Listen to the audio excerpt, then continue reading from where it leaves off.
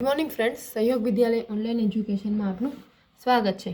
તો આપણે non verbal text એટલે કે આપણને એક સામાન્ય માહિતી જાણે કે ગ્રાફથી કે ટેબલથી કે કોઈ માહિતી આપેલી છે અને એના આધારે આપણને કોઈક પ્રશ્નો પૂછ્યા છે તો આપણે એના જવાબ લખવાના છે. બરાબર. તો આપણને અહીંયા એક માહિતી પેમ્પલેટ સ્વરૂપે આપેલી છે. તો એમાં શું છે?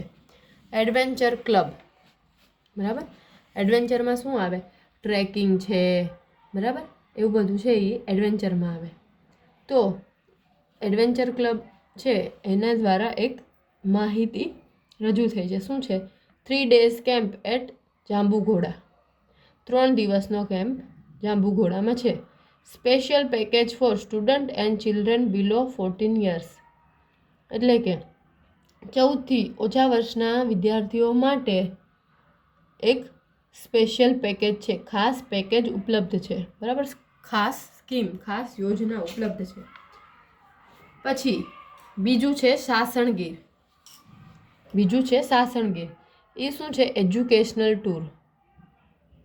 બરાબર. એજ્યુકેશનલ ટૂર એટલે કે શૈક્ષણિક પ્રવાસ.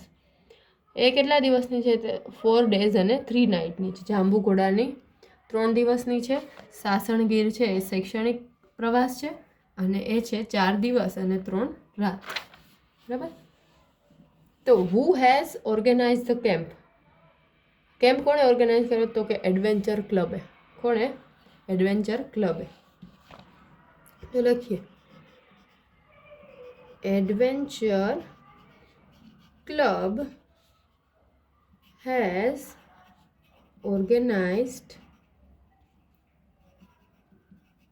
The camp. એટલે કે એડવેન્ચર ક્લબે આ ટ્રીપ ઓર્ગેનાઇઝ કરી હતી, આ કેમ્પ છે તે ગોઠવ્યો હતો. How many days is the camp? કેમ્પના કેટલા દિવસ છે? તો કે 3 days. There are 3 days camp. બરાબર. કેમ્પ છે એ 3 દિવસનો છે. પછી where is the camp? Camp ક્યાં છે? તો કે જાંબુઘોડા. તો લખીએ, the camp is at Jambughoda. કેમ્પ ક્યાં છે? જાંબુઘોડામાં. પછી how many days is the tour of Sasangir? જે ટૂર છે સાસણગીરની કેટલા દિવસની છે? તો છે 4 days. તો લખીએ, ધ ટૂર ઓફ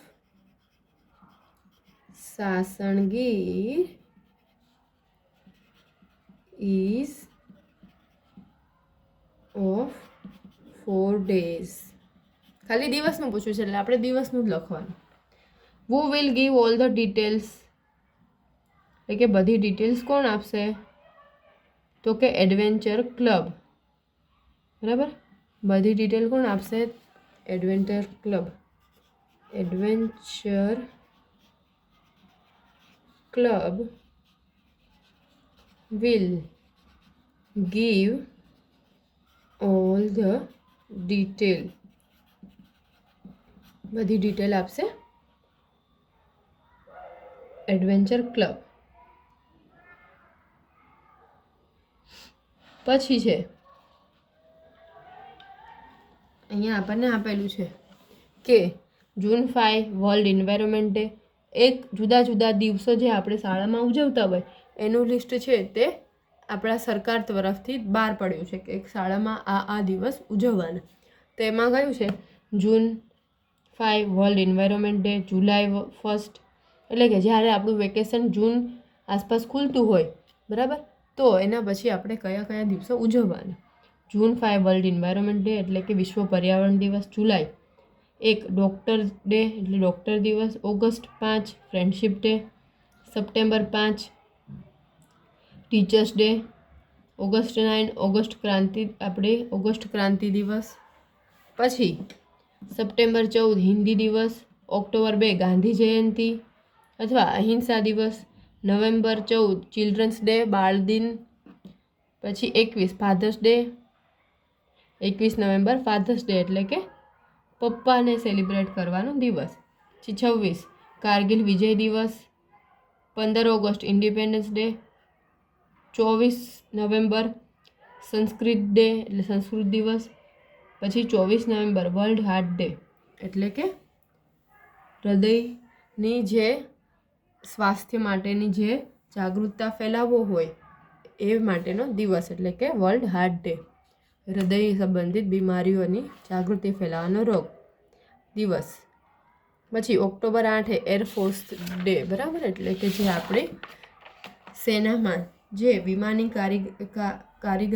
કામગીરી કરે છે એ લોકો માટેનો દિવસ. એરફોર્સ ઓફિસર છે, એરફોર્સ ઓફિસર, એમને આપણે સલામ કરવાનો દિવસ, બરાબર. તો એના આધારે આપણને અહીંયા કેટલાક ક્વેશ્ચન્સ આપ્યા છે. તો પહેલું છે which day is celebrated as Kargil Vijay Diwas. Kargil Vijay દિવસ છે એ ક્યારે ઉજવાય છે?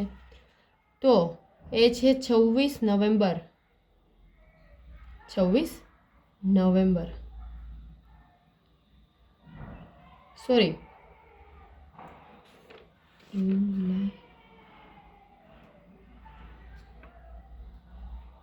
તો એ છે 26 જુલાઈએ.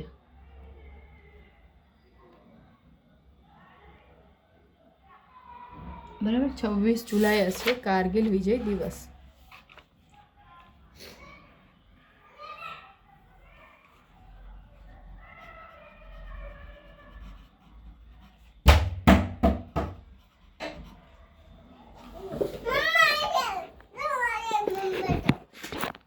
તો છે કારગિલ વિજય દિવસ ઇઝ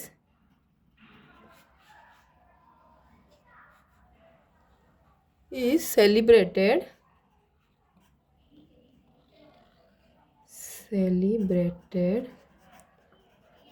a 26 જુલાઈ. બરાબર, 26 જુલાઈએ કારગિલ વિજય દિવસ મનાવવામાં આવે છે. પછી which is world environment day. વિશ્વ પર્યાવરણ દિવસ કયો છે? તો આપણને ખબર છે 5 જૂન. તો 5th June is world environment day. વિશ્વ પર્યાવરણ દિવસ છે તે 5 જૂનના દિવસે હોય છે. પછી when do we celebrate independence day. આપણો આઝાદી દિવસ એટલે કે સ્વતંત્રતા દિવસ આપણે ક્યારે ઉજવીએ છીએ? તો આપણને ખબર છે 15 August.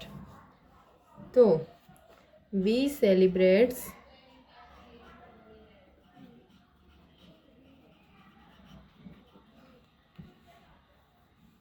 15th August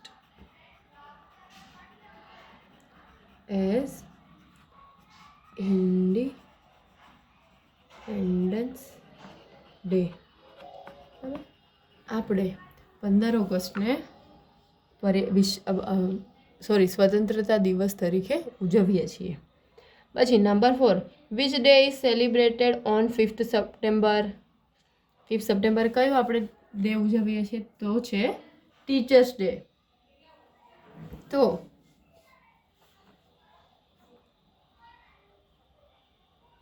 teachers day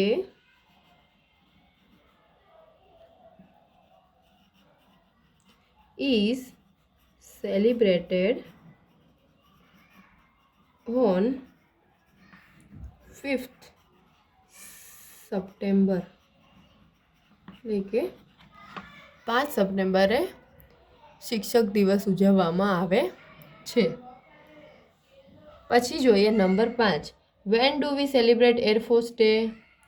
એટલે કે આપણે એરફોર્સ દિવસ કઈ તારીખે ઉજવીએ છીએ? તો આપણે જોઈએ અહીંયા કે 8 ઓક્ટોબર. તો વી સેલિબ્રેટ